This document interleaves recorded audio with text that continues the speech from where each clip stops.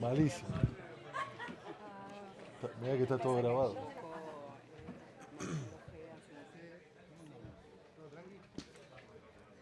Bueno, buenas tardes a cada uno, a cada una. Muchas gracias por acompañarnos hoy.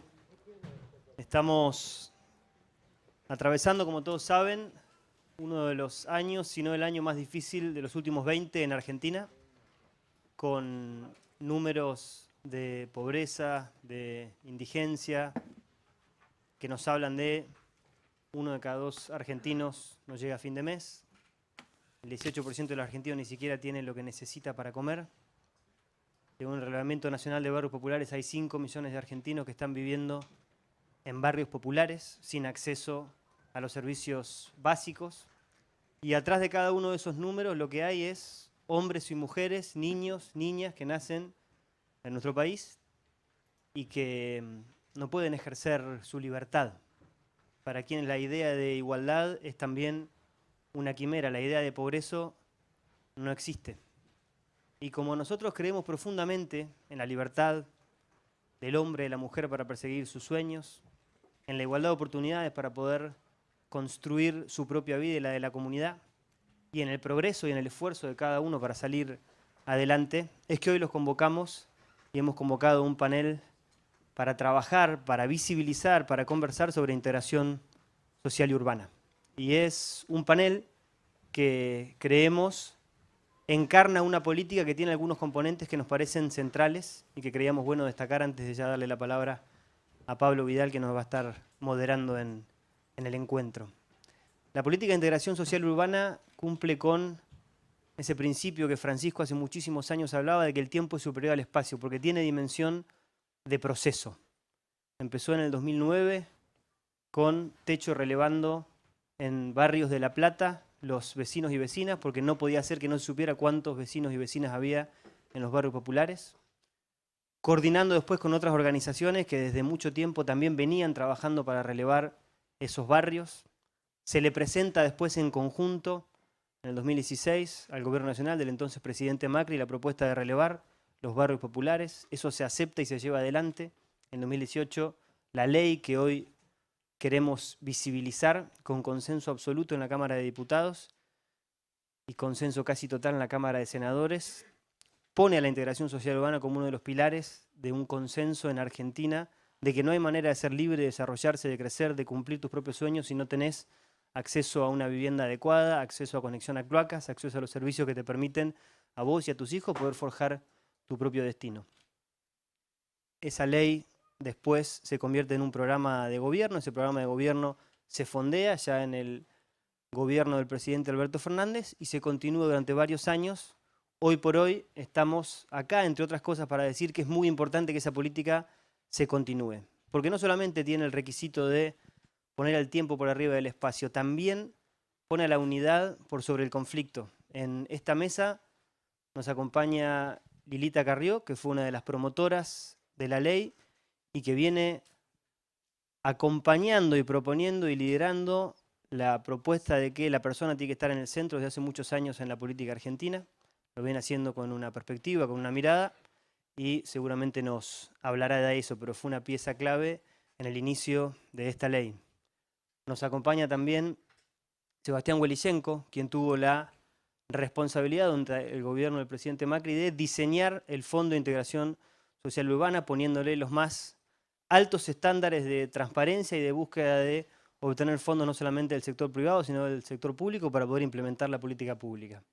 Está también Fernanda Miño, quien implementó la política durante los últimos 4 años, llegando a todo el país a miles de soluciones de distinto tipo para conectar los servicios y todas las necesidades que en los barrios había. Tanto Sebastián como Fernanda son ejemplo de integridad y entrega en el servicio público, desde miradas distintas, desde partidos distintos, con posturas distintas en muchos temas, pero ambos estuvieron a cargo de esta política y agradecemos también la presencia de Monseñor García Cuerva, que viene poniendo el cuerpo y poniendo la voz también, hablando de unidad cuando todos hablan de conflicto, hablando de fraternidad cuando todos hablan de competencia e individualismo, y poniendo también a los últimos primero, que es parte de lo que la política de integración social urbana viene a promover.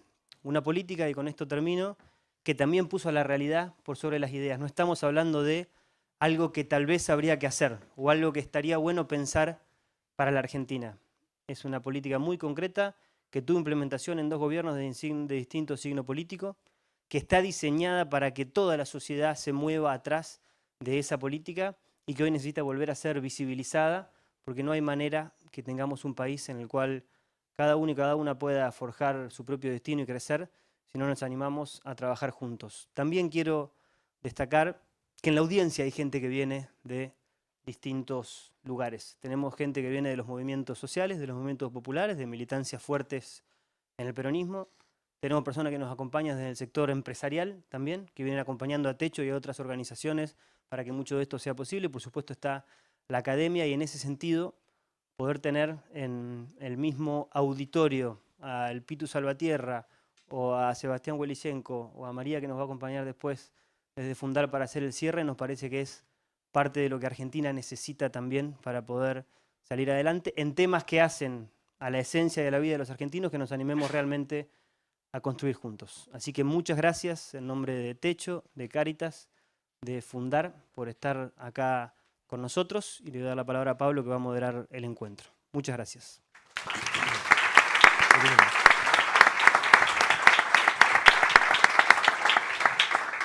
Bueno, buenas tardes. Me pidieron que representando acá a Cáritas Argentina, que también fue muy protagónica en la construcción de esta política pública, de los barrios, y con esta preocupación de la integración urbana. Así que voy a estar como decía Juan, de moderador. Cada panelista va a estar hablando alrededor de 10 minutos y bueno, después compartiremos y debatiremos algunas reflexiones. Así que en primer lugar le pedimos a Lilita Carrió. Bueno, básicamente a mí me tocó firmar, ¿eh?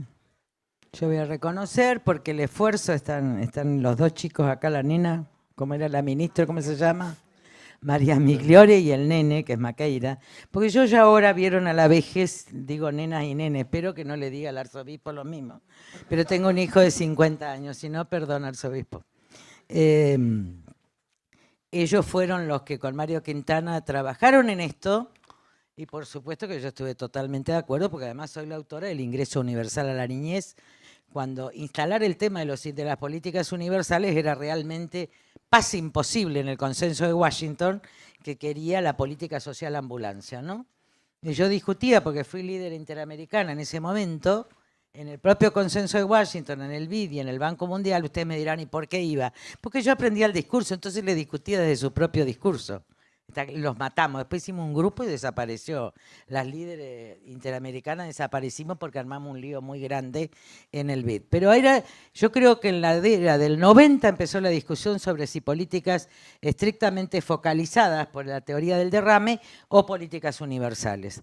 Yo planteaba que sin políticas universales, las políticas de reforma estructural lo único que iban a crear mayor pobreza. Cuando logramos el ingreso ciudadano a la niñez, nosotros preveíamos 40% de niños pobres en los años, perdón, yo no sé qué año estoy, eso era 96, 30 años.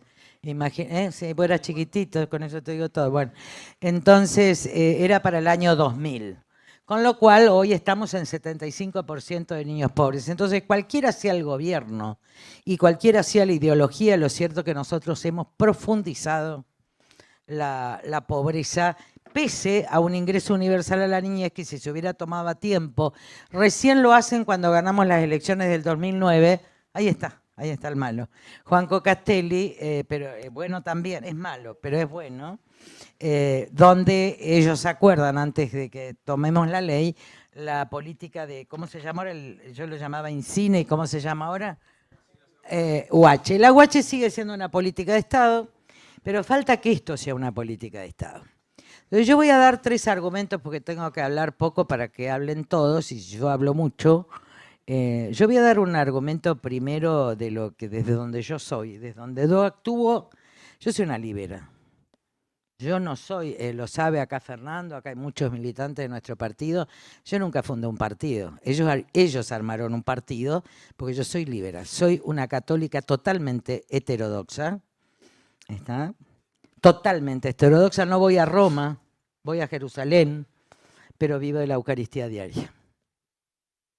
Ahora, ¿cuál es el fundamento en consecuencia para mí que puede entroncar toda la filosofía y toda la doctrina cristiana y prácticamente toda la filosofía liberal en esto de las cuestiones universales o de este programa? Yo lo fundo justamente en la salida, voy a hablar de, porque existe hoy una falsa religiosidad en la Argentina, ¿está claro? Está claro que esto es falso. Está claro que estamos en presencia de una falsa religiosidad utilizada por la política en nombre de las fuerzas del cielo. No saben estos que Dios no está en el cielo, sino que está dentro. Lo que está dentro está afuera, pero estos interpretan que todo viene como luz propia de no sé dónde. Bueno, y ahora vamos a ser intergalácticos próximamente, si gana Kamala. Entonces, el tema es el siguiente. ¿Dónde se fundan los derechos humanos? ¿Dónde se funda el otro? ¿Dónde se funda el otro? El otro que ya no es esclavo, porque es un otro que era esclavo. Es decir, un esclavo es un invisibilizado, no forma parte de la naturaleza humana. Cuando empieza a haber otro, es decir, el hermano, en realidad con la salida de Egipto, pero en realidad no con la salida de Egipto, sino básicamente con, ustedes van a decir de qué está hablando, pero esto es preideológico, pre-todo. Los que inventan la libertad son los hebreos. ¿Y cuándo la inventan? La inventan o viene Dios, cada uno según su creencia, ¿no? La zarza es el fuego sagrado, el que te quema acá en la tráquea. Es el fuego sagrado, ¿eh? No es una llama, es un fuego sagrado que te inunda acá y por el cual Dios te purifica y te habla. Esto es la zarza de Moisés. Cualquier cosa lean Humanismo y Libertad. Entonces, ¿qué le dice? Que van a tener una ley. ¿Para qué la ley del no robará, no matará, etcétera? Hay un montón de costumbres que las podemos dejar de lado. ¿Está claro? Ustedes usen con no robar, no matar, no usar al otro. Entonces, esto se traduce en derechos, que es amar la vida, respetar la vida, amar al otro, respetar al otro. Es decir, funda la libertad, porque no hay libertad sin otro, sin una ley estructural que me indique una prohibición. ¿Está claro? Lo primero es lo prohibido antes de que surja la libertad. No hay, la libertad en el concepto de que yo puedo hacer lo que quiero es una libertad que implica una falsa filosofía, también dentro del liberalismo y sobre todo en el mundo judeo-cristiano. Jesús no va a alterar esta ley, al contrario, le va a sumar la ley del amor. Pero entonces el otro es el amor. Como yo vengo de Payaro y de verlo y le digo, mira, el arte y el amor son la misma cosa. El amor en tanto de Adonai, ¿no? El Jesús el bueno, digamos. Jesús es bueno. Dios no sé si es bueno, es pesado. Eso es lo único que le digo. Dios es pesado. Consecuencia, ¿qué es la libertad? ¿Saben quién es más libre? El que es lo suficientemente libre de prejuicios para obedecer a Dios. Temor y temblor de Kierkegaard. Ese es el más libre, el que es capaz de dejar todos sus prejuicios ideológicos, personales, de clase para obedecer a Dios. Ojalá todos podamos tener esa experiencia, porque a partir de ahí tu vida cambia, sobre todo en la noche del espíritu, ¿no? Como dice San Juan de la Cruz, que a muchos les recomiendo si andan buscando una religiosidad profunda. Ahora, de ahí nace el liberalismo y de ahí nace el socialismo.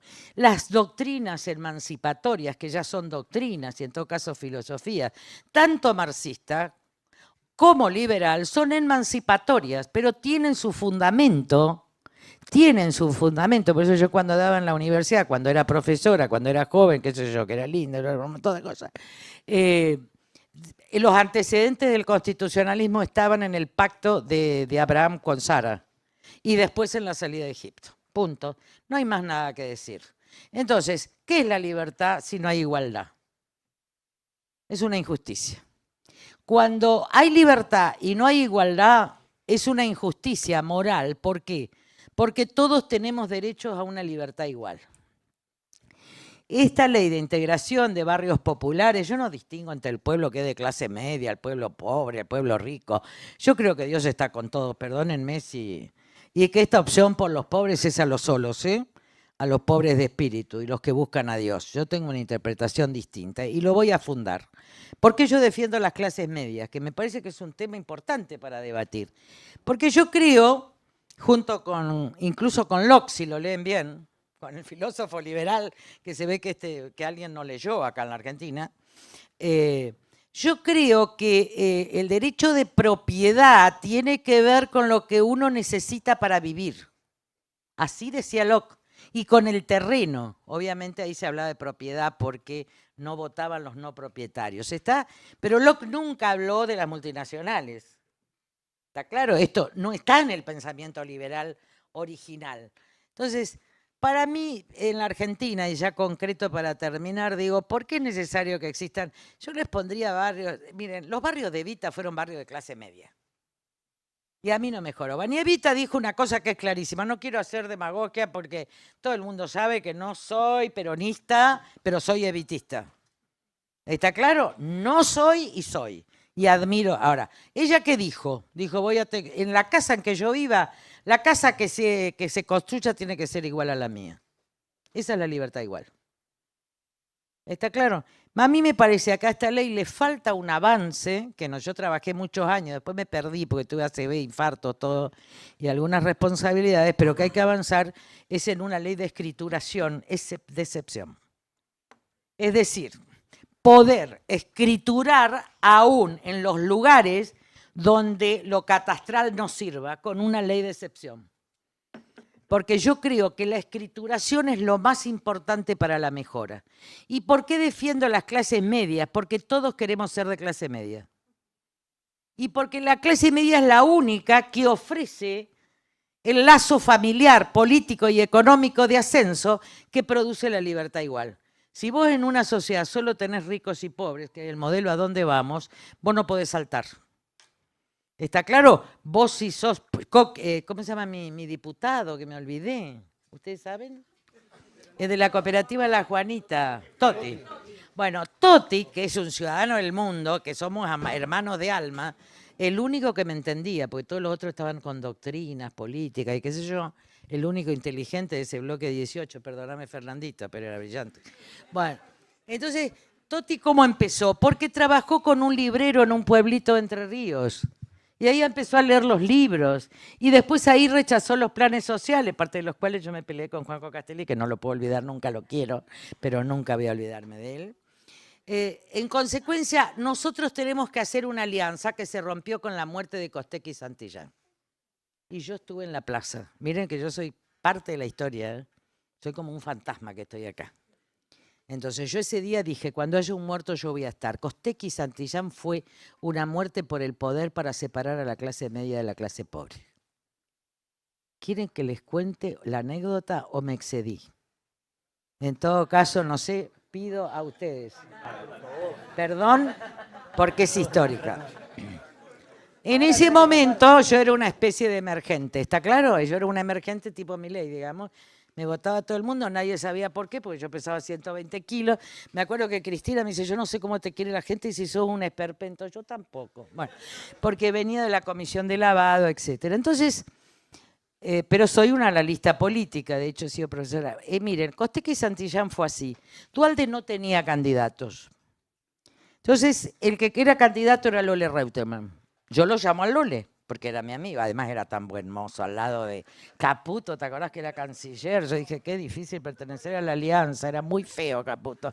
Caputo canciller, ¿eh? Bueno, pero era muy feo. Bueno, la cuestión es que Lole no acepta. ¿Por qué? Porque es apretado por no sé qué video, va un hijo de Menem, Adrián, hermano del actual, va el día 9 de julio a Santa Fe y el día miércoles 10 de julio, yo cualquier cosa me olvido, menos la memoria esa, de toda la... y viene y dice yo no soy candidato. Entonces Duhalde se queda sin candidato. Un ministro, que era el ministro en ese momento de seguridad, intendente de tipo que había pertenecido a la CIDE, etcétera, dice en una reunión en San Luis frente al peronismo que no pueden parar la represión. Yo lo escucho un viernes en una conferencia que es reservada, que se hace sobre libertad de expresión por Naciones Unidas en Uruguay, y el que me dice esto es Horacio Berbisky. Entonces yo le digo, me dice, el ministro no puede más. ¿Qué me estás queriendo decir? ¿Que van a avalar la represión? Día lunes, esto fue un miércoles, cuando murió Costecchi Santillán. Día lunes sale el jefe de gabinete, Atanasov, y dice que hay una infiltración de la FARC. Era mentira. El día martes yo salgo con Novarecio, entonces un joven periodista en Rosario, y digo, va a haber represión y puede haber un muerto. Y si hay un muerto, yo voy a estar en la plaza. Día miércoles mueren Costecchi Santillán. Yo voy a la plaza. Ustedes saben lo que fue la Argentina ese día, ¿no? Yo creo que estaba Zamora. ¿Se acuerdan de Zamora ustedes? ¿Se murió? ¿Vive? Bueno, y los diputados varones no querían ir a la plaza. No querían ir a la plaza. Acá debe haber algún testigo. Fernando, ¿vos qué era? ¿Cuántos años tenía ahí? Nada. Sí, porque por ahí los reto. Le digo, no se acuerda. Dice, yo estaba en la escuela primaria. Me dice, bueno, escucha, y entonces yo voy a la plaza.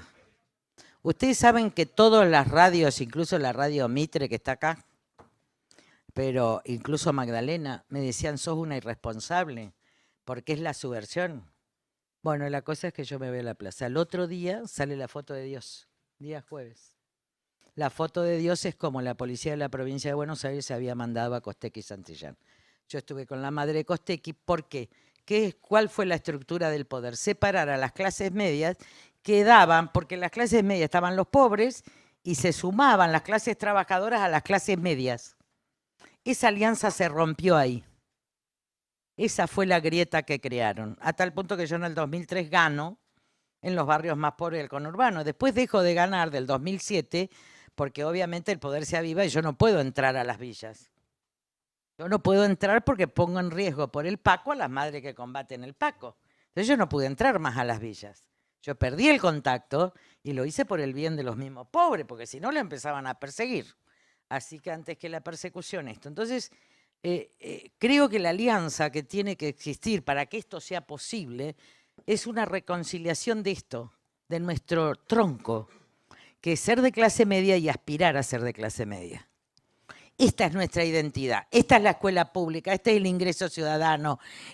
Nosotros no podemos crear más grietas, porque el ascenso por educación es por imitación. La educación, uno imita el comportamiento del otro. Y con esto termino diciendo, voy a votar cualquier ley. No sé, ya no puedo votar más, me parece, pero en una de esas aparezco, ¿eh? Yo desaparezco y aparezco, pero hay que votar cualquier ley que garantice este tronco, que es el tronco de los tratados de derechos humanos, que son redacción mía, la jerarquía constitucional. Ningún gobierno puede retroceder en materia de derechos humanos, porque así lo fija el Pacto de Derechos Políticos, Civiles y Sociales, como me acuerdo, de Naciones Unidas, artículo 75, inciso 22. Recuerden esto, el principio de no regresión. Es decir, que en lo que se avanzó no se puede. Igualdad de oportunidades y trato. Artículo también, eso me lo pasó Marcela Rodríguez, lo pusimos también en la redactora.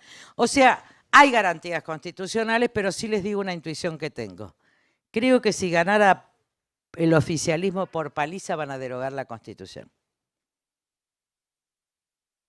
Van por una convención constituyente que aniquile los tratados de derechos humanos. Nada más.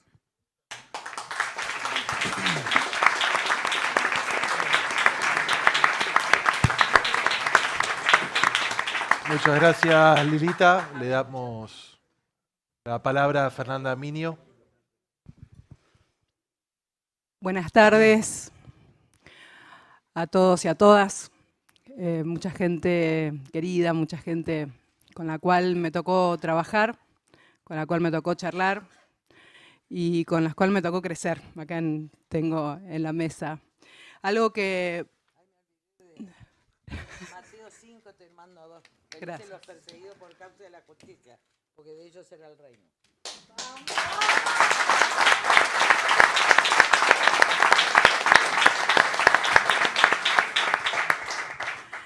Cuando casi nadie visitaba la cava de las personalidades políticas, no sé en qué año fue, esto me cuenta un compañero que peleábamos por la tierra y la vivienda hace mucho tiempo, casi en el 2000, 2001, cuando todo estalla, una de las personas que visita la cava para concientizarnos, no se podía hacer mucho porque era todo bajo la justicia, fue Elisa Carrió, así que en nombre de los vecinos también, de alguien que se preocupó en su momento para ver cómo venían todo el tema de la cava, que todavía sigue en un problema grande, pero ya esa es una historia conocida a la cual, si puedo, me referiré, pero no viene al caso. Acá estamos hablando de esta ley que en el 2016 fue un consenso, creo que los mínimos consensos para avanzar democráticamente se dio en un gobierno en el cual no fui parte.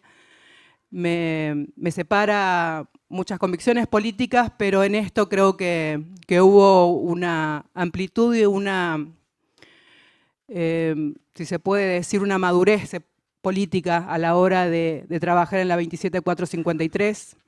A mí esta ley me agarra siendo madre muy de mellizas, de mis hijas que hoy tienen casi 12 años, y me piden hacer el relevamiento nacional de barrios populares, que al principio no quería, como toda peronista, no quería contarles pobres a Macri, decía yo. Lo digo totalmente sincera. Totalmente. Entonces, creo que a partir de esa premisa no quería saber nada. Creo que fueron unos compañeros, que hoy está acá Juan y Marcos, compañeros que también los conozco por fuera de la política, eso es lo que me hace también muy compañera de muchos de los que están acá, haberme conocido en la calle y después en la política. Y de convencerme que eso era bueno porque esos datos iban a volver. Ya con eso a mí me bastaba y me sobraba, con que los datos del RENAVAP iban a volver al barrio y con eso íbamos a poder luchar, al menos por la cava. En ese entonces mi decisión era trabajar por mi barrio y ver cómo salíamos adelante. Habíamos hecho algunos intentos con el padre Aníbal Filippini, que fue APAC, que fue una asociación para apoyo a comunidades, y ahí me encontró embarazada de mi primera hija trabajando por eso, no conociendo mucho, porque como toda mujer de barrio, hice mi primaria, trabajé de empleada doméstica de los 13 hasta que me conocí con el Juanca, que anda por ahí, ese morocho, me defiende. Sabía que dije morocho porque sabía que te iba a llamar la atención. Tengo un admirador mío, me estoy por poner de novia, que me decía que era negrito. No ¿Viste? me lo querían presentar. Bueno, pero Todos este venimos de los negros. está casado hace 30 años conmigo. Te puedo presentar a alguno. No, por él, nena. Yo con un viejo. Pero le dije que no, porque yo no levanto más las piernas. Ya no te olvides que soy casta. Casta, será por lo virgen, no por casta. Pero espero que sea casta por otra cosa y no por la de la... Depende de la purificación de las almas, no del cuerpo. Muy bien. Sigo. Ya me perdí el hilo por donde venía, pero bueno. Pero eso es la vida. Bueno, seguí, nena. Bueno. No creo. Pero es joven, ¿no? En realidad, bueno, en esos tiempos donde empezamos a relevar nuestro barrio popular, lo único que sabía quería esos datos para las posibles luchas que hasta ese entonces estaban truncadas, porque al cambio de gobierno iban haciendo espacios donde podíamos empezar a estructurar nuestra vida, pero cambiaba de gobierno y todo se venía a cero. Una historia muy parecida a la que estamos pasando ahora, pero teníamos la certeza que con esos datos íbamos a poder cambiar un poquito la historia. Cuando me enteré que estaba Cáritas en el medio, bueno, ahí dijo, si ya con la iglesia no podemos hacer esto, que salga prolijo, ¿qué nos queda? Y empezamos a trabajar junto a Cáritas, junto a Techo, en la integración de nuestro barrio popular. En realidad empezamos a trabajar por el RENAVAP, que fue muy complicado al principio porque estaba muy parecido ahora también, con mucha violencia. Y cuando íbamos relevando nuestros barrios nos teníamos que meter en las casas porque estaban a los tiros. Y eso es la realidad que todavía nos sigue aquejando en la cava de San Isidro. Pero sucedió algo maravilloso, que en ese entonces quienes empezamos a relevar los barrios empezamos a darnos cuenta que podíamos ser partícipes al menos de saber cuántas familias vivían en los barrios populares. Esos 4.416 barrios que en el primer relevamiento dieron como resultados nos sirvió para empezar a reclamar lo que seguía, que primero era un certificado de vivienda familiar que nos permitía tener la posesión de nuestra casa, porque hasta ese entonces vivíamos en una manchita gris dentro de un barrio. Y después vino la 27453, que ya nos encontró más empoderados. Hoy no está Lila, pero junto a Lila y otros compañeros, está lo veo Álvaro también por ahí, y algunos que participamos de la Mesa Nacional de Barrios, empezamos a insistir a muchos diputados y a senadores para que aprueben esa ley. Sabíamos con la certeza que fueron parte todos y que no fue solamente escrito en un escritorio, que por más que haya firmado fue una parte fundamental, porque sin la fuerza de quienes nos representan y nosotros empujando de los barrios, esa ley hubiese sido imposible. Ahí los conozco a Juan, bueno, ahora estaba en la política, ahora lo quiero un poquito más, y a María también, pero en ese entonces estábamos todos, sí, estoy seguro, sí, la gente buena es peronista. Y había mucha gente que en ese entonces, en el fondo sos peronista. Si sos evitista, sí, totalmente. Pero bueno, en ese entonces fue algo muy importante, que haya un consenso mínimo para sacar primero esta ley adelante y después todo lo que pasó. Yo me digo que por tropezón encabezé una lista de concejal en San Isidro, por mi bocota. Y, totalmente, en mi casa por lo general también. Ahora vamos medio bajón, pero ya vamos a empezar de nuevo. Pero creo que tiene que ver con un apoyo incondicional de los sectores populares. Hubiese sido imposible lo que pasó con el RENAVAP, con la ley, con los certificados, con que una villera llegue a la Secretaría de Integración Urbana si no hubiese sido por las organizaciones sociales que tanto acompañaron. Compañeros de distintos sectores sociales que nos pudimos poner de acuerdo y sacar una ley y después luchar el fondeo en el gobierno donde fui parte.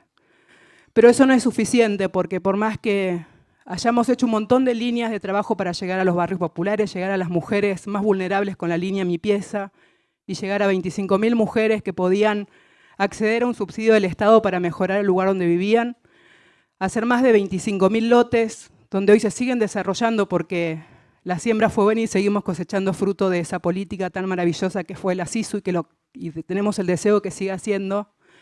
Y también proyectos que más de 1.000 de esos, más de 6.400 barrios que hoy hay, 1.500 barrios todavía tienen la esperanza de seguir con sus proyectos que han quedado truncados por la decisión de un gobierno, que no solamente no tiene en cuenta el consenso que fue el trabajar no solamente para fondear un fideicomiso, poner plata a disposición de una secretaría para transformar los barrios más vulnerables de la Argentina, sino que tiró por el suelo esto que decía Lilita, de esos principios de los derechos que están vulnerados, empezar a trabajar sobre ellos.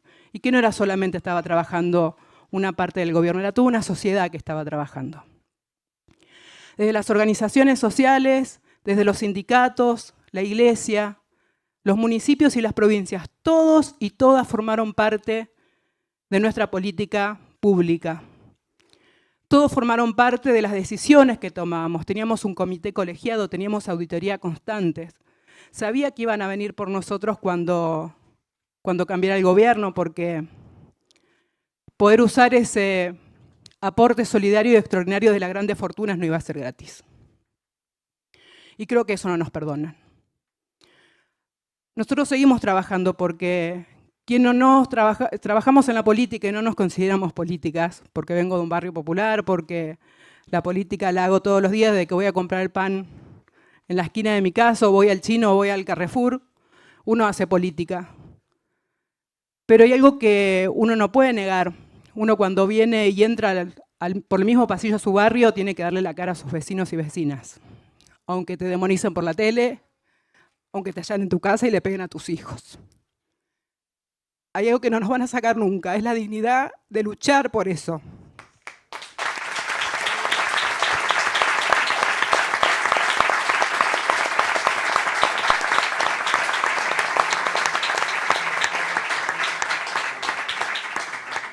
Pero hay cosas que están en peligro más allá de lo que pueda ser personal y que quienes venimos de los sectores populares y hemos conocido lo que una política pública hace en las familias más vulnerables, desde Ushuaia hasta Misiones, desde Jujuy hasta el barrio más chiquito y más populoso de Buenos Aires, sabemos que hay mucha gente empujando para esto atrás todavía. Y que en cada lugar hoy estamos resistiendo, porque no solamente la iglesia se pone a la par de nosotros a denunciar no solamente la interrupción de las obras, sino que el Estado se retrae y el que avanza es el narcotráfico. Y no me voy a cansar de decirlo. El narcotráfico nos está robando el futuro y está ocupando el lugar del Estado. Y a los padres nos enseñaron dos cosas: o agachar la cabeza o a enfrentar los problemas. Yo ya estoy enfrentando los problemas, con lo que me toca, con mi vida, con mi cuerpo, con mi familia y con mi fe.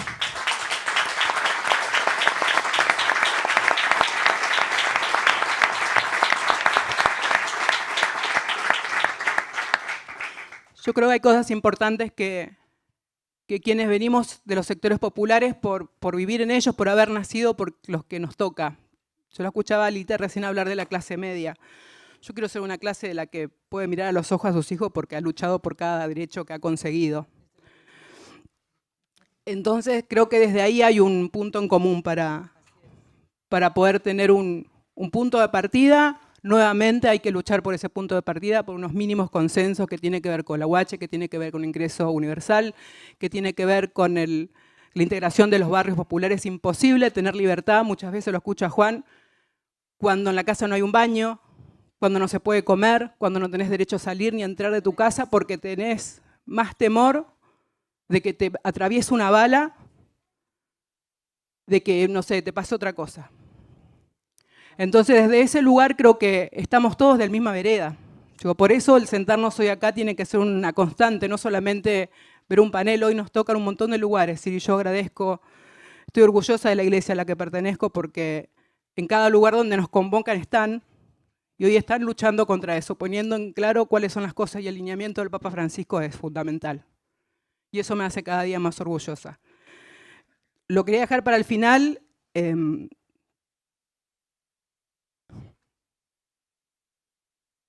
Acá en la mesa hay un sacerdote que es mi hermano. No es un sacerdote para mí. Llega al barrio a La Cava cuando me estaba casando con Juanca.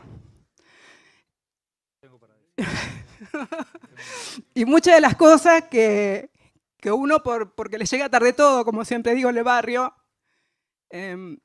necesitamos de gente, del académico, el sacerdote, de la gente que ha hecho un paso en la política, para que cosas que no se repitan nunca más. Pero necesitamos de esas personas. El padre Jorge, nuestro hermano Jorge, fue parte de todo ese crecimiento de mi familia. De estar en los mejores momentos y en los peores momentos. Y que me mostró el rostro de Jesús de entre lo que más sufren. Y eso no lo voy a olvidar nunca. Entonces digo, desde ese lugar, yo voy a seguir luchando porque tengo maestros como este señor que está acá. Maestro como mi esposo, como mi papá que ya no la tengo. Y como muchas mujeres de los barrios populares que no bajan los brazos a pesar que hoy no tienen ni siquiera para darle de comer a sus hijos. Muchísimas gracias.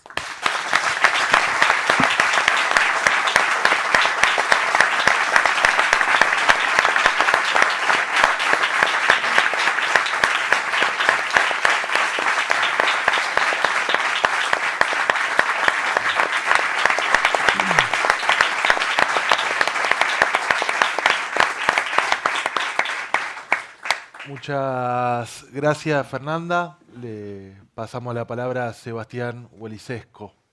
Está bien, ¿no? Estuvo bien. Voy mejorando. Yo soy amigo de Maqueira hace muchos años y tuyo también. Y les perdono que nunca hayan aprendido a decir mi apellido. No, jamás. Le pasa a mucha gente. Hueli. Bueno, miren, para mí es un gusto, una responsabilidad por estar acá hoy de vuelta compartiendo. Hablar en tono, primero, brevemente reivindicativo, como hicimos todo, para tratar de recalcar la importancia de esta política que construimos entre todos y que me tocó en un momento muy particular ser parte y continuar, me siento todavía parte de esto, y que lo que yo voy a compartir acá lo podría decir de manera más elocuente muchos de los que están acá: María, Juan, Castelli, a pesar de ser vilipendiado por Lilita Castelli, yo soy castelista, cualquiera de los hermanos, los compañeros de CETEP que están por allá, estuvimos todo en el camino, Fernanda Monticelli, importantísima en todo este proceso. Cualquiera podría dar un testimonio muy similar al que voy a dar yo, y creo que ahí reside buena parte de la fortaleza de este proceso, que hoy está pasando por un momento delicado. Por supuesto, techo, ¿no? que hoy tiene a Juan liderándolo, pero no sé, veo allá a Tino, que es la primera persona que conocí el día 1 que llegué a la Casa Rosada. Estaba Tino, estaba Fernanda, estaba Quintana, estaba Florencia Nigro. No, bueno, pero Mario estaría acá, si estuvo en el encuentro en Yapi, pero si no estaría acá seguramente, por eso lo quise traer a colación. Yo quiero tratar de hablar desde otro lugar, de un lugar ojalá complementario. Yo soy economista, me dedico desde siempre a cuestiones de desarrollo. Soy de la generación de las hijas de Fernanda, o sea, mi mamá era Fernanda, y después fui a la universidad pública. Ojalá que tus nenas puedan seguir ese camino, o sea, pero es una historia muy, muy parecida, pero en el sur, no en el norte del conurbano. Y yo hoy quiero decir algo que nosotros todos acá compartimos, que al menos para mí, la desintegración territorial, el conurbano al cual pertenezco, al que siento parte, la gran ciudad de 15 millones y medio de habitantes que nosotros habitamos, que es el AMBA, los grandes conurbanos de la Argentina, en los últimos años, de la mano del proceso de desarrollo que vive el país, que hace 12 años que su producto no crece, que su producto per cápita ha bajado.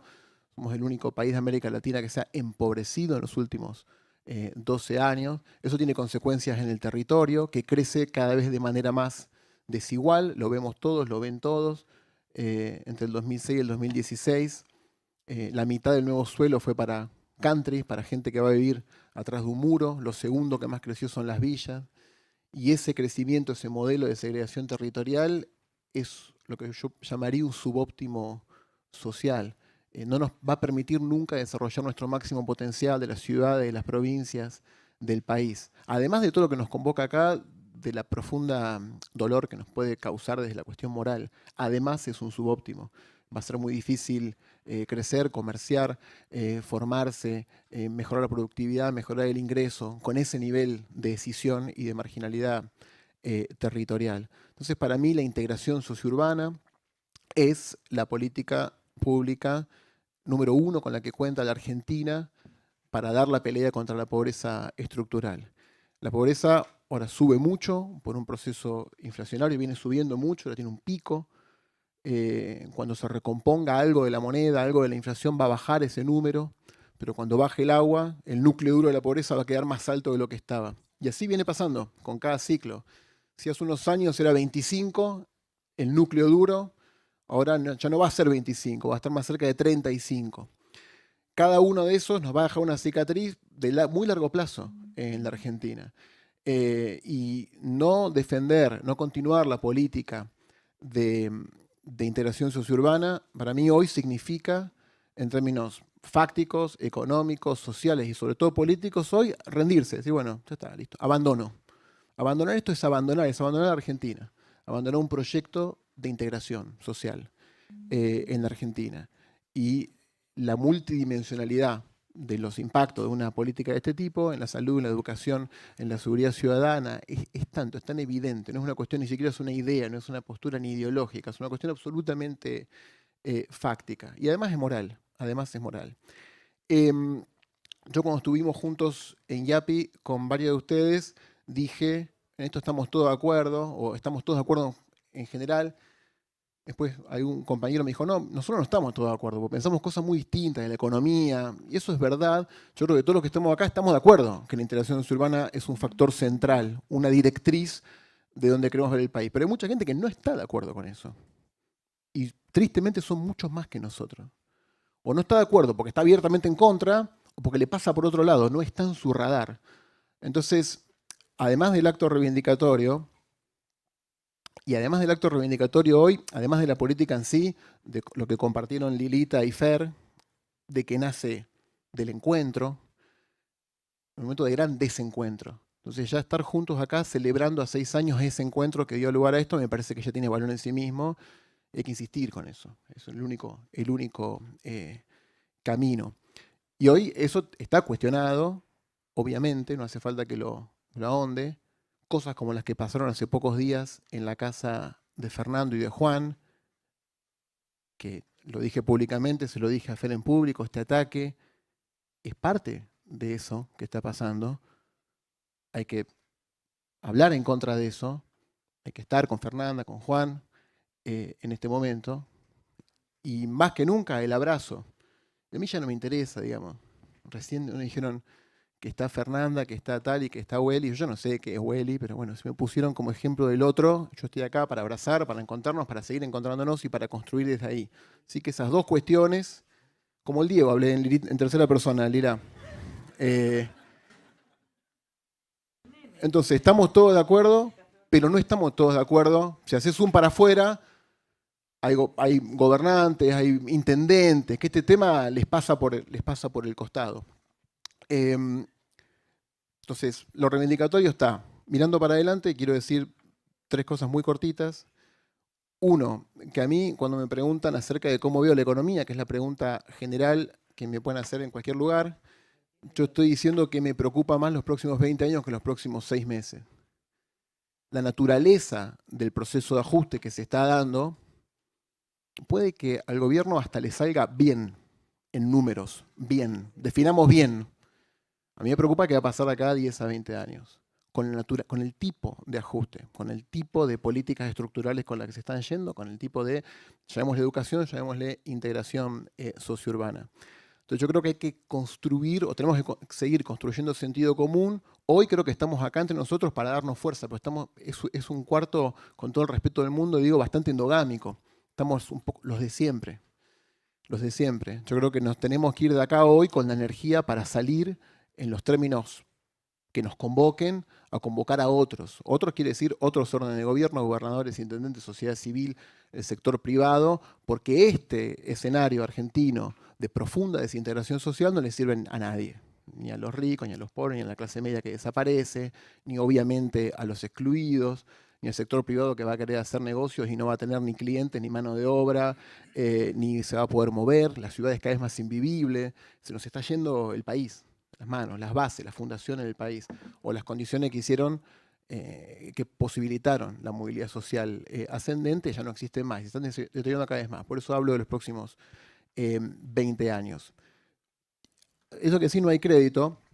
Además, creo que a mí también lo que me preocupa, esto es lo segundo, que siento últimamente, esto lo voy a decir de manera desordenada porque recién lo estoy pensando ahora, pero de las cosas que más me molestan del dogma del ajuste, es como si el ajuste fiscal fuera un valor en sí mismo, a nivel dogmático.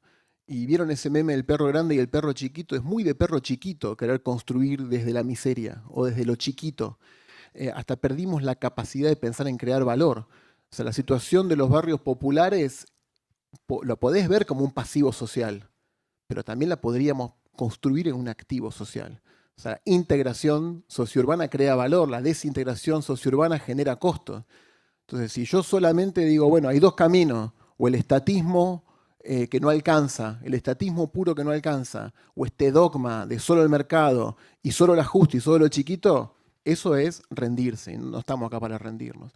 Entonces, yo creo que tenemos todos los elementos, sobre todo en esta agenda urbana, que puede crear valor, que crea valor con los vecinos que ya dedican buena parte de su ingreso disponible a mejorar su casa, a mejorar su hábitat, a que esto sea un círculo que exceda solamente el accionar estatal y que convoque también a los gobernadores y a los intendentes, ¿no? O sea, yo creo que hay muchos reclamos para hacerle al nivel federal del gobierno, al nivel nacional, pero también sin desligar de responsabilidades a las provincias y a los municipios. Los municipios, de hecho, tienen a su cargo la función básica del ordenamiento territorial y son parte de los que han permitido que las ciudades crezcan para cualquier lado. Han dado permisos para hacer cualquier cosa en cualquier lado, han dado permiso a que el crecimiento de la mancha urbana sea muy desigual, sea muy ineficiente y que tengamos que invertir la de todos en llevar recursos muy lejos a lugares de muy baja densidad para gente que vive encerrada. Y también es parte de eso. Yo creo que otra cuestión es que no nos olvidemos de esos órdenes del gobierno. Y que saltemos esta cuestión del dogma del ajuste y del antagonismo de clases. Queda bastante tiempo de este gobierno. Y creo que hay como 2 opciones, ¿no? O sea, seguir juntándonos acá, tomar esto como un espacio catártico o tomarlo como una convocatoria para la acción y empezar a ponernos por delante. No podemos esperar 2 años y medio más, X años más. además de pensar nuevas formas de financiamiento para esto, además de pensar lo que decía Lilita respecto de la regularización, en la 27453 hay un artículo que es el que insta a la creación de un régimen de regularización dominial especial, de hecho así se llama la ley en lo formal. Eso está sin reglamentar desde el 2019. O sea, hay ahí un hilo del que tirar para crear ese régimen ad hoc. No hace falta ni ir al Congreso para eso. Y hay una autoridad de aplicación, que en su momento fue la AVE, se podría cambiar, y ahí es una cosa que eso no cuesta plata. Eso cuesta gestión, cuesta ganas, cuesta política. Eso me parece que es una acción de cortísimo plazo que se puede tomar. Y parece que es un buen momento, un mal momento. Para mí es un momento más que nunca. Yo creo que este momento en el que nos juntamos hoy, a 6 años de la sanción de la ley, obviamente que a todos nos gustaría que nos encuentre en otro momento, más celebratorio, no en este momento tan crítico, pero de las grandes gestas de las ciudades del mundo que nos gustan o que admiramos o que respetamos, muchas se dieron en momentos de mayor crisis. En 1943 Londres estaba bajo ataque por parte de los nazis, la estaban bombardeando, y en ese momento la ciudad decidió crear su plan urbano para los próximos 100 años. Se lo encargó a un arquitecto y urbanista que se llamaba Abercrombie. Ahora la historia se llama Lord Abercrombie por lo que hizo en ese momento, y juntó 100 urbanistas en un sótano mientras la ciudad estaba siendo bombardeada para crear esa visión. Esa visión es la que sigue rigiendo, o la que rigió por muchos años el plan urbano del área metropolitana de Londres.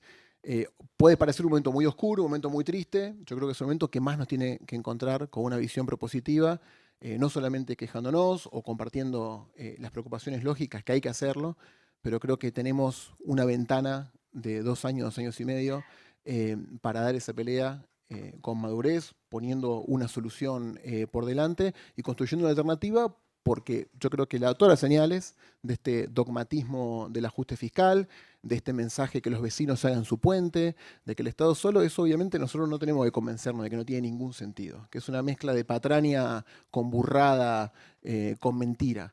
Pero solamente quejándonos de eso no vamos a llegar muy lejos. Así que celebro el encuentro, como siempre, celebro la reivindicación, me preocupa como a todos lo que estamos viendo, y ojalá que nos encontremos hoy, mañana, pasado, para construir una alternativa política, una alternativa de poder y una alternativa de política pública que permita que todo esto que construimos, que todavía no se ha destruido, tantas cosas se han destruido, pero está en un nivel mínimo, no hay que esperar a 2020 y no sé cuánto, para que esto sea una realidad efectiva. Y insisto, vuelvo a agradecer a Fundar, a Techo, a Cáritas por la invitación, y vuelvo a destacar que cualquiera de los que están acá hablaría en igual sentido. Esto es de todos y nos toca a todos cuidarlo desde donde estemos. Así que gracias, Lila, Fer, padre.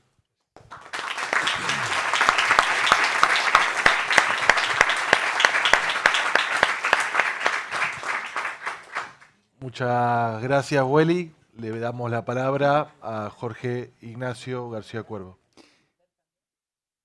Buenas tardes a todos y a todas. Yo quiero comenzar con un pequeño texto del Papa Francisco en su primer documento al mundo, ya como sumo pontífice, allá por el 2013, documento que se llama Evangelii Gaudium, la alegría del Evangelio. Y el Papa allí plantea: Jesús quiere que toquemos la miseria humana, que toquemos la carne sufriente de los demás. Cuando lo hacemos, la vida siempre se nos complica maravillosamente y vivimos la intensa experiencia de ser pueblo, la experiencia de pertenecer a un pueblo. Creo que fue el 14 de marzo del año 97, 15, me dieron destino pastoral, yo era seminarista, iba a ser diácono, y me dan destino pastoral ir al barrio La Cava. Y como yo me mudaba de otro barrio también muy pobre, en Troncos del Talar, donde había sido seminarista, tenía mi perro, y nos íbamos en la camionetita con la mudanza, y mi perro se estaba ahorcando, estaba atrás con los muebles. Entonces yo dije, yo lo tengo que interrumpir al cura en lo que esté haciendo para que me dé la llave de la casa, que era dentro de la villa. Entonces al padre Aníbal Filippini lo interrumpí en la celebración que estaba haciendo y le pedí la llave porque se me ahorcaba el perro, si no ahí en la camioneta. Y lo que interrumpí fue el casamiento de Fernanda y Juan Carlos. Ahí resultó que en realidad yo vivía enfrente, en el pasillo, en la casa de enfrente. Así que, bueno, nos unen una amistad desde aquella época. ¿Por qué lo uno a esto que leí del Papa Francisco? Porque a lo largo de los años que pude experimentar esto, viviendo en el barrio como cualquier vecino, viviendo en el barrio con lo más hermoso y lo más doloroso. Siempre me gustaba decir que en la villa vivíamos la vida con una intensidad única, sin maquillaje. La fiesta se vivía con todo y por eso con una música impresionante. Y encima lo tenía de vecino a Juanca, así que imagínense, de noche lo que era. También vivíamos con dolor y sin caretaje los sufrimientos. En los velorios se lloraba en serio y a nuestros muertos se los velaba varias horas. No escondíamos la muerte, la transitábamos, la vivíamos y quizá por eso, por saber transitar y vivir el dolor, es que también aún en medio de todas esas circunstancias tan difíciles, en la cava podíamos hacer fiesta. Y como digo siempre, yo después me fui del barrio a otra parroquia, me nombraron párroco en Tigre, en el barrio San Pablo, y volví en el 2014 como párroco a la cava. Y cuando volví habían puesto un pasacalle que decía "de vuelta a casa". Ese pasacalle lo guardé y fueron unos años extraordinarios. Pero bueno, Dios te sorprende y cuando yo decía "ahora del barrio me sacarán con los pies para adelante", me nombraron obispo. En el mismo documento, el Papa Francisco dice que la causa de todos los males sociales es la inequidad. Y eso es lo que experimentamos en la cava y en la mayoría de nuestros barrios populares. Una gran inequidad. En la cava, por estar en San Isidro, se vive de una manera brutal, casi grosera. Lo que divide al barrio del resto de San Isidro es un muro, literalmente una pared, que por supuesto es una pared de ladrillos, pero también, aparte de ser una pared de ladrillos, y acá es donde me parece que tenemos que trabajar todos como sociedad, es una pared económica, es una pared psicológica, es una pared cultural, es una pared educativa. Por eso no es solamente tirar abajo el muro, sino que en realidad tiene que ver con que hay una grieta, una herida muy profunda que hace, como vos decías recién, que haya gente que ni se le pase por la cabeza qué es esto de la integración de barrios populares.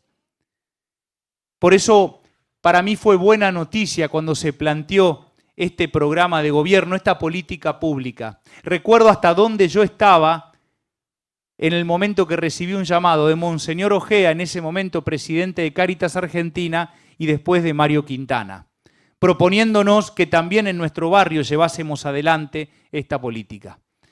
¿Y por qué digo? Porque sentí que por primera vez empezábamos a vencer el muro. Por supuesto que no el muro de ladrillos, pero empezábamos a vencer el muro histórico, cultural, porque empezaba a dársele protagonismo a los más pobres. Ya no era trabajar por los pobres, era trabajar con los más pobres y que ellos sean protagonistas de esto. Tengo un texto ahí del Papa Francisco en Chile.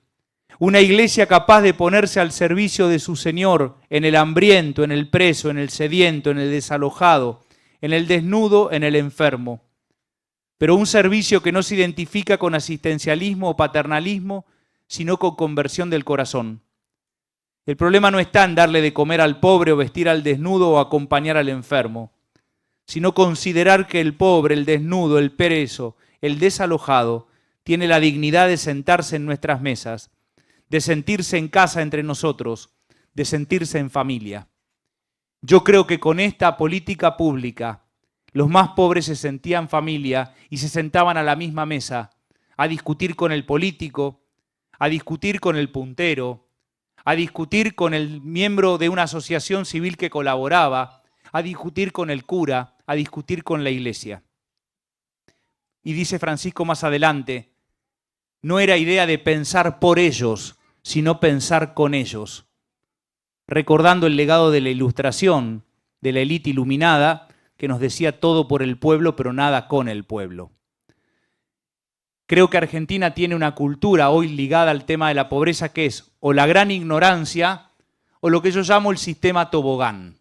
El Papa plantea la cultura del encuentro y el tender puentes. Eso fue la política pública de la integración de barrios populares, tender puentes. Porque el puente tiene dos partes, pero están al mismo nivel. El problema de la Argentina hoy es que tenemos una gran indiferencia o la política pública, digo yo, del tobogán. Desde arriba yo te doy a vos que estás abajo. Por eso es a los pobres, pero no con ellos o desde ellos. En ese sentido creo que esta política pública ha sido revolucionaria, porque quiso también cambiar una cultura, quiso también cambiar una mirada. Nos decía Carlos Mujica, y seguramente recordarán aquella expresión de que no hay que erradicar las villas, sino que lo que hay que erradicar es la marginalidad, hay que erradicar la desigualdad. Y a mí me gustaba hablar en aquella época, me acuerdo, teníamos reuniones, también estaba, me acuerdo, Laura Alonso, secretaria de la gobernadora Vidal, que también participaba, y hablábamos, yo quería una urbanización en código villero. Esto es, que el barrio tiene una lógica propia y una cultura propia. No necesitábamos que venga gente de afuera a decir cómo tienen que vivir. Había que escuchar a la gente. Por eso, esto que tanto hablan los curas de las villas, de una presencia inteligente del Estado. Y un Estado inteligente es un Estado que primero escucha. Y para eso creo que en ese sentido esta política generó ámbitos de consenso, ámbitos de diálogo, ámbitos de debate, que en otras épocas o en otras políticas o en otras cosas o medidas de gobierno no lo vi.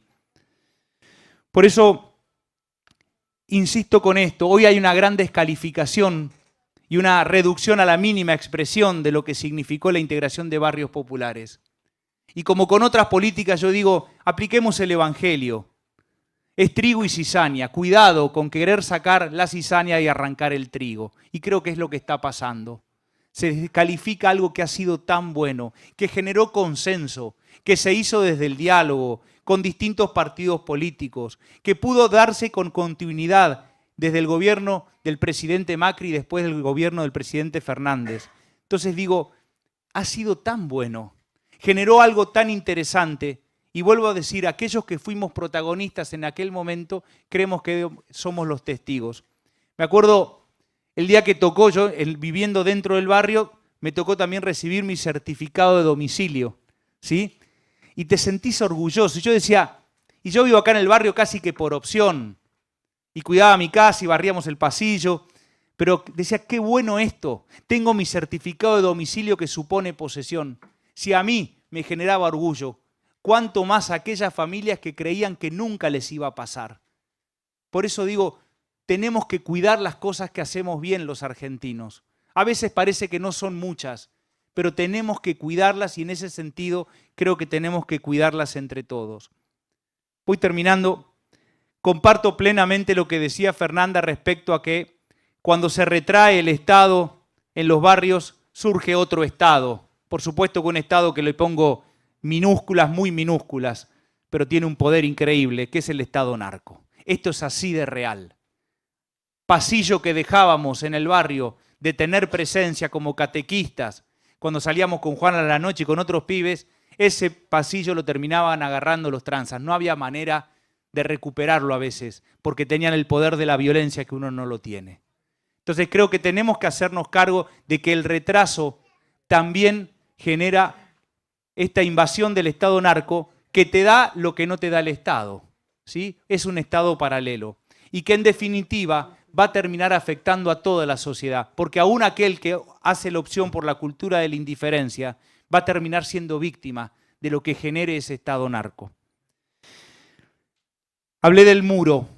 Creo que hoy lo que tenemos entre nosotros es una herida. Yo no hablo de grieta, algunos me han escuchado hasta el cansancio. Las grietas son en las paredes, en los pisos. Lo que hay entre los argentinos es herida, porque duelen las entrañas de nuestro pueblo, pero al mismo tiempo me da esperanza de que en algún momento cicatrice. Las heridas pueden cicatrizar y dejar de doler. Por eso creo que tenemos que ponernos las pilas con el compromiso de todos y poder anunciar de verdad que alguna vez pudimos generar consensos en bien de nuestros hermanos más pobres. ¿Por qué no continuar en la misma línea? Y lo último, dije en Luján y generó bastante ruido, una frase que en realidad no es mía, es un refrán, que en épocas de crisis los mediocres buscan culpables y los sabios buscan soluciones. Cuando surgió el índice de pobreza, sentí que teníamos una clase dirigente muy mediocre. Todos buscaron culpables. Que la culpa es de Macri, la culpa es de Fernández, que la culpa es del que está ahora, que la culpa es de hace 15 años, que la culpa... Hermanos, sentémonos a buscar soluciones. Lo pudimos hacer una vez con esta política de integración de barrios populares. ¿Por qué no intentarlo una vez más? Aunque, como dice la frase, seamos caballeros derrotados de una causa invencible. A veces la vida nos golpea mucho, pero la causa de la dignidad, de los derechos humanos y, en definitiva, para los cristianos, la causa del Evangelio es invencible. Así que, aunque caballeros derrotados, sigamos insistiendo. Muchas gracias.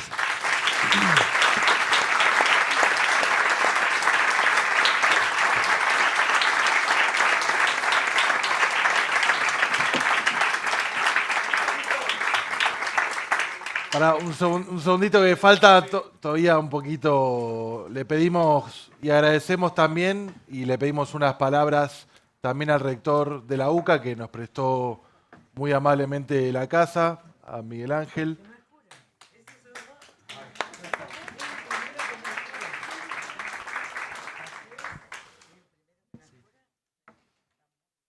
Bueno, espero trascender no por ser el primero de no ser cura, sino por las obras que uno pudo haber hecho. Siempre digo que no quiero que me recuerden por eso, sino por las obras que uno ha realizado. Ah, bueno, muy buena persona.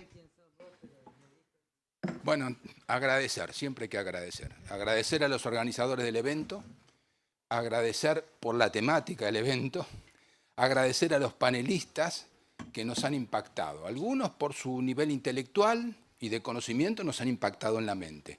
Y otros por la forma de expresión afectiva, de sentimiento que nos han impactado en el corazón. Así que muchas gracias. Muchas gracias también por haber elegido este ámbito académico para debatir este tema, realmente, ¿no? Y desde la universidad estamos muy preocupados por todo lo que se dijo acá. Estamos muy preocupados por la droga, que creo que es el problema más importante que afecta hoy por hoy a nuestro país, porque afecta a la población económicamente activa, porque destruye a la familia, porque hay un poder económico infernal, porque corrompe a la justicia, al poder político, a nuestros gobernadores, ¿está? Porque destruye al tejido social. Y empleamos la palabra tejido social porque es como los tejidos, hay un grupo de células que componen el tejido. En la sociedad hay un grupo de individuos que componen el tejido social. Y yo vengo desde la medicina y digo que el corazón no puede funcionar bien si el pulmón está enfermo. El riñón no va a funcionar bien si el hígado está enfermo. Y en la sociedad, un grupo de la sociedad no puede estar bien si hay otro grupo con dolor y sufrimiento. El dolor y el sufrimiento del otro en algún momento te llega. Te llega a través de la bacteria, te llega a través de un virus, te llega a través del mosquito o te llega a través de la violencia que puede generar este dolor y sufrimiento.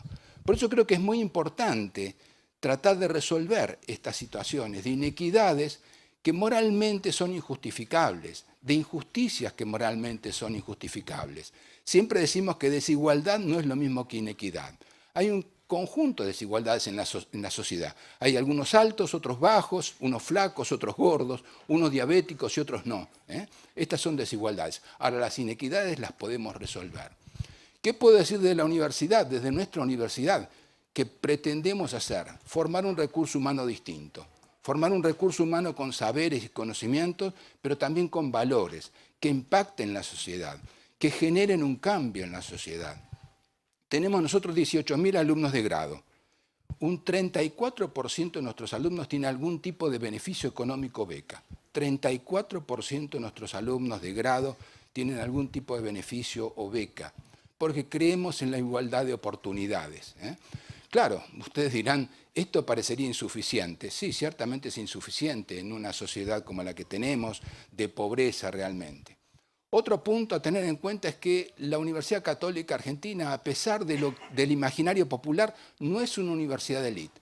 No lo fue antes, no lo es ahora y espero que no lo sea nunca.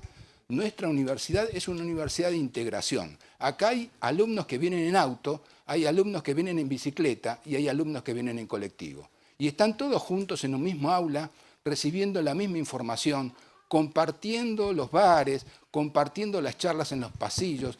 Es una universidad de integración. Y otros 2 o 3 datos para mencionar. Sí, es verdad, hay de todo, Cristina, hay de todo.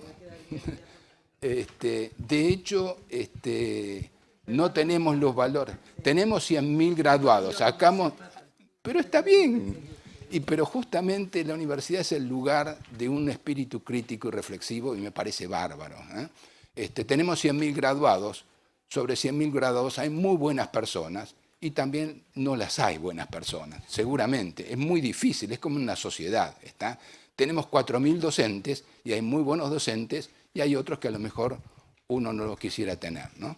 Así que hay de todo en este mundo, en esta sociedad y en esta universidad, seguramente.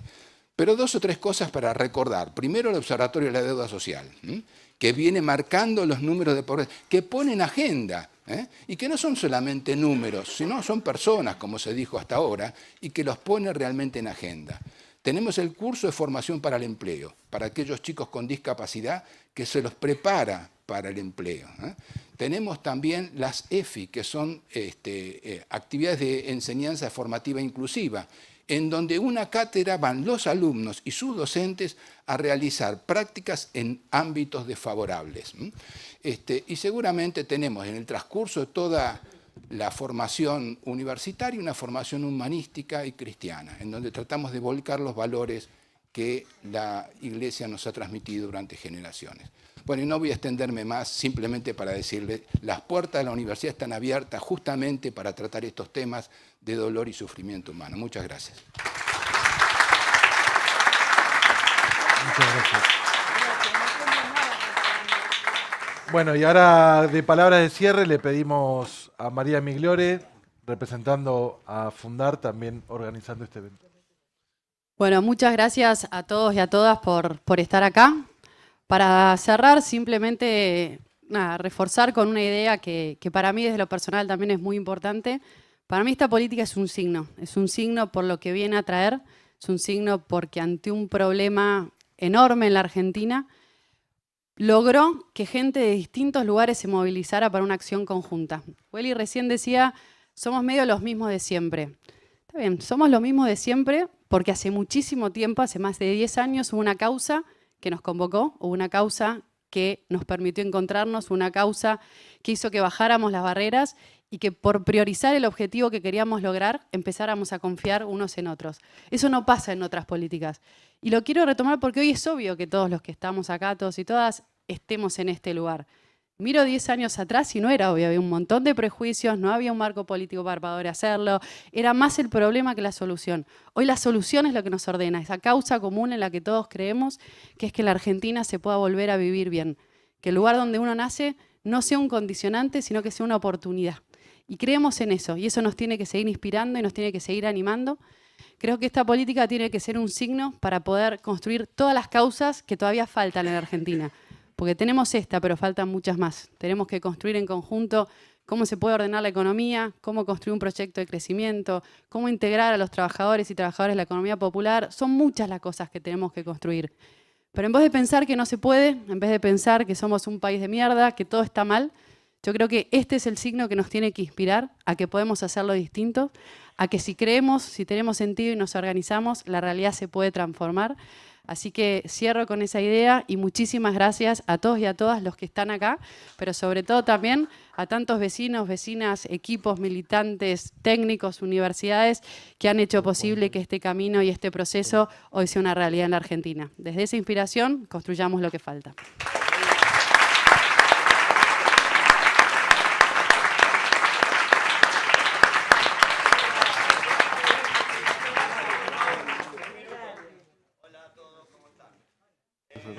A todos nos conmueve esta cita que nos dimos hoy acá. Voy a convocar a cada uno de ustedes el día 6, este miércoles, vamos a llevar adelante desde la Mesa de Barrios Populares una conferencia de prensa en la puerta del Ministerio de Economía, ya que se presentó un amparo por el freno de las obras, que son muchísimas obras de cloaca, agua potable, electricidad, que están haciendo que además de eso esas obras que quedaron frenadas. Es por eso que las convocamos